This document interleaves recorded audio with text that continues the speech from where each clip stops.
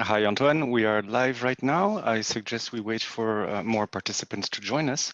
So far, we have 13 attendees, so probably give it 2-3 minutes before we get started. Maybe very short introduction of myself. I'm Antoine de Saint-Seine. I run Supremo since 2014 and I've been in coffee since 2004, living in Latin America many years, Honduras and Colombia. And actually Supremo, one of the heritage of Supremo when it comes to me personally is East Africa. I really got hooked to East Africa thanks to Supremo, by Supremo, and be careful, because if you go to the end of this webinar, probably you'll also be hooked, if not already. Right, so let's get started with no more introduction, just a little bit of an agenda for you to follow the line of this presentation that I'm giving you today. So basically, we're going to start looking at the risky part, because the thematic of this webinar is why is it riskier, why is it pricier, and why is it okay? So this is going to do the frame of this webinar. So we're going to start with the riskier aspects and break it into some sub-elements. The first one is politics, of course, timing, default, risk, and quality consistency. This will be for the risk area that is covered today. For the priciness area, we will be talking about the processing costs, and we'll be talking about the farm sizes of East Africa. And then we are going to show you some facts about the opportunities that lie in East Africa and that are supportive to East African coffee to remain in the blend and to grow in there, and the quality aspect. All right, so let's get started. The politics. Here you have basically the coffee belt that has been cut out from a risk map that has been refreshed to 2020 by an organization that I give you the source later on. Should be on the slides. It will be on the PDF that I will send, by the way, afterwards, for you to keep and send across your colleagues if you find it useful. You can see very visually here that in the coffee belt, East Africa is indeed a place of political unrest and a place where security is at stake. So this is a fact. This is a reality. East Africa is a place that is politically not as stable as other places in the world. And actually, some of you, several of you present to the webinar on the 24th are not able to travel, well, are not allowed by their companies to travel to some of these great countries of East Africa, because indeed the risk is discouraging, or let's say the countries are on watch lists, which prompts companies to let's say discourage their employees and teammates to go on the ground there. So that's also for you people to try and give you a little bit of an insight in a different angle today. So timing now. So here what you have is basically a map of Latin America on the left side and Africa on the right side, of course, and a set of words. The words are here to design basically, the bigger words are about what are the main reasons for Latin American coffee to be late in terms of logistics, purely logistics, and what are the main reasons for East African coffees to be late, purely in logistics aspects as well. What is striking when I ask my traffic team, colleagues from the traffic team to comment on that in a very factual manner, Sylvia, who gave me the insight on East Africa was putting very numerous factors. And I think that is the main point. There is many more reasons for East African coffee to be late than Latin American coffee for logistical reasons. Again, mainly is vessel availability actually between the two continents is actually the same sort of risk. It's cross the board. There is no more risk in East Africa than there is in Latin America for a vessel not to call the port or for a booking to be rolled over of the reason vessel availability. Yet there are very typical reasons for East African coffees to be late, and these are custom procedures that are really cumbersome, export formalities that are very lengthy, and these are very peculiar to or very specific to East Africa. There are many bodies that are involved in the issuance of documents, and these bodies are mostly public bodies, institutions, on which no private company has any sort of impact. So that's something that that cannot be influenced. There is also the matter that East African coffee most times actually cross other countries to get to the port. Many of them are landlocked countries, and that prompts the capacity for checkpoints to be on the way, so that can make the trip longer. So the trip is long anyhow, between the farm gate and the port is longer than in many other countries. And there is crossing countries issues, and we see that, for example, today with COVID, it's been even more present as you can imagine, with borders being closed or scrutinized. You have, with these long roads, you have a capacity for road crashes that increases, of course. The statistics increase on a longer trip. And this we actually see. Truck availability is a big issue in East Africa. To understand that is basically the truck availability depends 100% from the import of cargo. So if you have a low import cargo, then you have less truck availability, because the trucks come from the port to the interiors of the different countries and go back to the port, right? And the fact that East Africa is less delivered or received compared to Latin America, much less cargo from outside, makes the truck availability a constraint. Right. When you look at Latin America, to go very quickly, there the problematics are very different. Is production planning, that is a second one on the list of occurrences, and you have social unrest also, that is very specific to Colombia in that sense. But many less reasons for purely logistic reasons for coffee to be late in Latin America than in East Africa. This is for time. Default. This is a scary word, and this is a word that actually is never employed with you, dear customers. It's because it never really happens at your level, but it's to give you a little bit of an indication of how it works. Basically, doing this exercise, the conclusion I would say is basically that there is a gap in risk of default, yes, between East Africa and America. It is correct. It is a fact.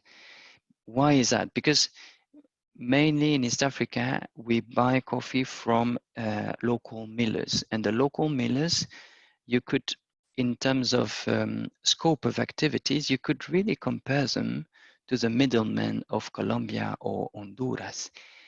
These are companies or people that are very focused to the internal market. They have no focus whatsoever on the export or international business. And the point here that we're making is basically in East Africa, the sellers are the millers, And by definition, being so much focused on the internal market, their commitment is toward the farmers more than toward the buyers. Would there be a shipper, or would the roaster want to buy in these conditions inside the countries to millers? So the risk is by definition much higher. It doesn't mean that East African culturally default. It's actually more complex. It's not like that, because farmers, would there be Rwandese farmers, would there be Colombian or Honduran farmers, they do default, whether we like it or not. It's a reality. They have a different focus. They are much further away from the international contracts that we use, that legislate the coffee contract. And this is, again, it is not a judgment, it is a fact that the less integrated the farmer is to the export and toward international business, well, the less sensitive about the default exposure is, right? So now, if we talk quality, quality is a big topic. We, when you think East Africa and when you think more particularly Rwanda, Congo, Burundi, Uganda, you say, hey, potato. We spend our lives telling you, you know what, we deliver you coffee with no potato, we make extra care, etc., etc. Well, there is potato. Statistically, there is potato.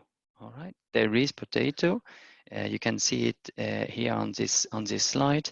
We have analyzed 398 samples, so it's quite representative. These are all PSSs that our quality team has evaluated before sending it to customers, and or not actually.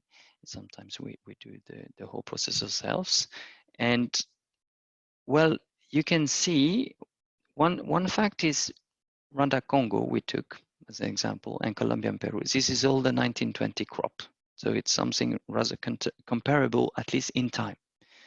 Of course, you know that every crop is different. So this has not the value or the ambition to tell you one rigid truth. No, it is discoveries that we actually wanted to make for ourselves and that we're sharing with you now. And I think it is actually quite telling, because what you see is that East African coffees are not less clean or more troublesome statistically than Latin American coffees. That's what we see here on this table. The difference is in the what are the problems that you encounter in East African coffee as opposed to Colombia or Peru. And basically, indeed, in Rwanda, in Congo, you find potato cups. That's a fact. Yet, you find 0 phenolic cup, right? And if you look at Colombia or Peru, it's quite interesting because, hey, okay, you don't have this, but you have that. So maybe the conclusion of that table that we're sharing with you today is, every coffee has its flows, and it's actually a reality, and it's probably something good to endeavorize East Africa versus other countries in the usage in your blends, because actually phenolic cup is quite a ghastly trouble as well. So maybe we have more pragmatic approach thanks to this sort of fact finding that we're showing today toward dealing with East Africa, or actually any other country. Let's look at the price element now. So East Africa is pricier. Actually, this this is something that's been debated. Here, when we talk pricier, let me put the context a little bit, if you please. It's fully washed East African coffees that are pricier. Yeah? most of times, right? There are East African coffees that are actually quite cheap. They're semi-washed, and they can be cheaper than any other coffee. So let's concentrate on the fully washed coffees, just for the purpose of that exercise. For you to know on the quality aspect that we were looking before into, you have semi-washed and fully washed. The whole coffees were represented in this table, right? So processing cost. You can see there is a huge gap between the farm gate to FOB costing in East Africa versus the Americas. And to be fair, I should tell you right away that actually we're comparing here on purpose pears with apples. Because in East Africa, in most cases, well, in the cases when we talk about fully washed coffees, well, the coffee is delivered by the farmers in the state of a sherry. So it's basically totally unprocessed, untransformed. There is no activity performed at the farm other than picking the cherries and eventually selecting the better ones from the lesser ones and deliver them to washing station, right? Whereas in the Americas, you probably know that in Colombia, the coffee is mostly delivered in dry parchment by the producers, or wet parchment, dry parchment, but the exporter actually received the coffee in dry parchment, most cases, almost every cases. In Nicaragua, the exporter received the coffee in wet parchment, in Honduras, wet parchment mostly. And in Brazil, it's very interesting because you see the cost and say, wow, my God, Brazil. Well, Brazil is interesting because you see that the farmers, they integrate everything. They actually commission the exporter for or companies to actually prepare the coffee up to the export level. So it's quite fascinating to see the gap between in terms of integration. And you can make parallels and conclusions about that. I wouldn't really want to do that today, but you can see that we're not comparing things that are comparable so much. Yet it's really impactful to see it, because when you see in Burundi that the cost between the farm gate and FOB is 64 cents, in Rwanda 80 cents, in Kenya 53 cents, Ethiopia 34, Uganda 34. It's any of these is way beyond anything that you can see in other countries. Why? Mainly because it's broken into many activities that are performed by small actors. And that is costly, of course. When you don't have a big flow, when you don't have consolidation, you indeed have a cost increase by definition. The consolidation is friend to cost cutting, and fragmentation is probably the enemy of it. That's what we see extremely clearly here on this slide. One aspect that I mentioned earlier that has a big impact on cost as well is the fact that these coffees are traveling long distances. They have a huge amount of cost that is related to transport. That's also an aspect. And I had the question during the webinar last time, so I'll rather answer it right on, but not in detail because I promised some research and I will still do it. I was asked Kenya, why is it more expensive than Uganda, when Uganda is actually a landlocked country? So actually relating to the fact that the transport cost is higher from Uganda than from Kenya, which is true, first. Yet Kenya is approximately, if I remember, if I'm not wrong or not too far from the truth, is the cost of living in Kenya is probably 30% higher than the one in Uganda. So you already have a big part of your answer in that very basic fact. Still, I will dig into it and come back to you with some more answer of the making of these costs. All right. When we talk about the farm size now, Because of course, as we said earlier, when you consolidate or when you expand an activity, you have capacity to bring the cost down, to rationalize the costs. Well, so we did the exercise to evaluate what is the average, or to put it all on the same picture, actually, the average farm size in every country. And you can see it's quite striking, the gap between East African farms, average size, and Latin America, like Colombia or Mexico. And you know, just for the sake of keeping the gap not crazy, we didn't even put Brazil on the map, all right, on the graph. Okay, so of course, when you have extremely small farm plots like we have now, we're talking about 0.2 hectares, right? In Kenya, 0.1 in Burundi, a little bit less even in Rwanda. It's a very small plot of coffee. So it's not a plot that you can rationalize so much in terms of cost efficiency. By definition, it's too small. It's a big garden, really. That's what it is. So that explains also part of why coffee can be more expensive from East Africa, because it is much less big production apparatus, and it's much more handcraft, empirical, sorry, way of producing. Right. So here we're done with the pricey section of this presentation. Also, I must say that I decided to leave outside this discussion the actual cost of production. Cost of production is a topic that many people are interested in. It's a very important topic, particularly for producers, I believe. I'm not very sure it's that important for roasters, to be honest.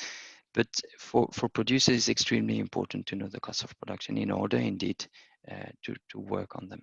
Yet, I find it, and that was an advice given by one of my mentors, Danny, in Honduras. He told me, like, look, don't compare the cost of production between Honduras and Kenya, because that's going to tell you, that's going to ask many more questions than it gives answers. And I think he's right. Is the reality, the context of each country is so different. You can do this in the same region, but cross continents makes probably no sense at all. And this might lead to conclusion. If you look at the real costs of production in Rwanda or in Burundi or in Kenya, or the worst would be Ethiopia probably, in terms of how low it is. Yes, it's extremely low. Well, does that mean that they need to get a low price for the coffee? I don't think so. I don't think so. It's all down to the remuneration of the people that work in the farm. And if we use minimum living wage to pay a farmer, sorry, it's not very kind. So I'll leave it outside because that's a very controversial topic, and I hope actually I didn't start more controversy just now. Now let's move to why is it okay? Why is it okay? Well, East Africa is a land of opportunities, and some of you would say, look, Africa has always been the land of opportunities and will be for the many more years to come. There is someone important that said that in history, and probably still right. But actually, objectively, we are seeing changes. Even politics that, as you've seen, the map is not looking too good yet, but it's changing. If you look at Ethiopia, yes, there is still a lot of ethnicities that is mingled into the politics, but it's a big change that happened a few years back, and there will be new elections now. It's really progressing, is making progress. If you see Uganda, and the politics is, even if it is in power for a long time, is toward liberal activities, and it's very much in favor of coffee. You see the politics, how it has been pushing the coffee sector in Uganda. It's amazing. If you look at Rwanda, Rwanda is a country that, if you've not been there, this country is the Switzerland of East Africa, if I might say. The roads are amazing. The infrastructure is amazing. The government has also pushed a lot toward coffee production, but mostly to coffee right remuneration, the quality of coffee, etc., etc. So there is both for coffee and but mainly for the people of East Africa, politics are getting better. I dare to say, and even in Burundi, that is, trust me, that's one of the most difficult parts in terms of politics. Well, recently we had a change in president, and even if it was supposed to be a marionette for former president that died in the meantime from COVID, most probably, well, it is a change. The same president a few years back was saying that he was, he changed the constitution to stay president forever. Well, it didn't work out as a plan, and he did, in a peaceful manner, give away the throne. So we are seeing that happening, and I think that is extremely positive. When you see the GDP, it's growing in all these countries. It's amazing. It's a really good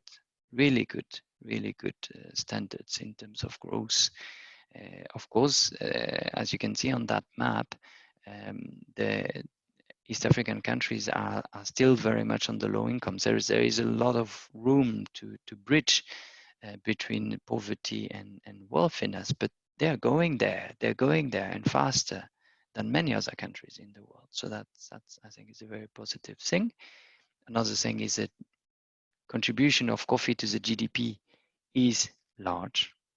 So that's important for the politics, and politics more and more understand that. Sometimes they make mistake, but mainly they want to go in a direction that is in favor of coffee production, which is a good thing, even when getting wealthier, right? We want this, right? We want the producing countries and producing communities to get richer while still having a passionate relationship with coffee, right? Another aspect is a technological jumps. It's amazing in East Africa. In Europe here, for what I know, we're still clinging to our credit cards. Well, you know what? In East Africa, they don't know the credit cards. They say, well, it is so backward. Forget it. They're paying with their phones.